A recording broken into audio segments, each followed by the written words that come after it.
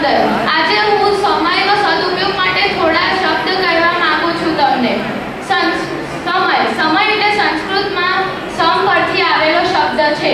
સમ એટલે સમાન, નિત્ય, એકધારું. ગુમાવેલો સમય અને દેહમાંથી નીકળેલા પ્રાણ કોઈ દિવસ પાછા મળી શકતા નથી. આ સંદર્ભ પર હું તમને એક કબીર સંતની એક કાવ્ય પંક્તિ કહેવા માંગુ છું. કાલ કરે સો आज करे सो अब, पल में प्रलय होगी बहुरी करेगा कब.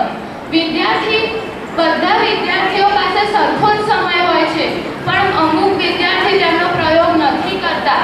જો વિદ્યાર્થીઓ નિયમિત સમયે પરીક્ષાની તૈયારી કરતા હોય તો તેમને નજીકના દિવસોમાં કઠોર પરિશ્રમ ન કરવો પડે. સંસ્કૃતના સુભાષિતમાં કોઈ મહાનુભાવે કહ્યું છે, એ પ્રથમ ના ચિંતા વિદ્યા, દ્વિતીય ના ચિંતા ધનમ, તૃતીય ના ચિંતા તપઃ, ચતુર્થી કી કરિષ્યતિ. અર્થાત જેને વિદ્યા ન પ્રાપ્ત કરી હોય બાળ અવસ્થામાં, જેને યુવા અવસ્થામાં ધન ન કમાવી હોય અને જેને ઓઢા અવસ્થામાં તપ ન કરી હોય તો તે વૃદ્ધા અવસ્થામાં શું કરી શકવાનું? નેપોલિયન સેનાપતિ કૃષિયુદ્ધની સેનામાં માત્ર 5 મિનિટ મોડા પહોંચ્યા, જેથી તેમને યુદ્ધમાં હાર ખાવી પડી. એક અંગ્રેજી લેખકે સાચું જ કહ્યું છે, a stitch in time saves 9.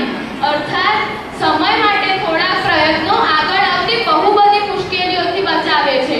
શેક્સપિયરે પણ સાચું જ કહ્યું છે, મેં સમયને બરબાદ કર્યો, હવે સમય મને બરબાદ કરી રહ્યો છે.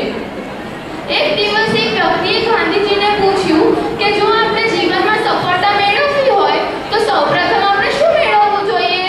શક્તિ, વિદ્યા કે પછી ધન?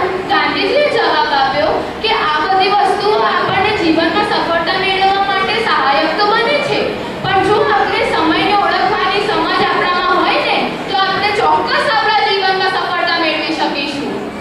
ગાંધીજીના કથનમાં સૌપ્રથમ આપણે સમયનું પાલન કરવું જોઈએ અને બીજું સમયનો સદુપયોગ કરવો જોઈએ. સમય પર જ ઋતુ આવે છે, સમય પર જ ફૂલ ખીલે છે અને સમય પર જ તે કરમાય છે, સમય પર જ ફળ પાકે છે અને સમય પર જ તે આપણી પાસે આવે છે. તેથી સમયનો સદુપયોગ કરતા શીખો, અન્યથા સમય જ તમને સમજાવશે કે તે કેવી શક્તિ છે.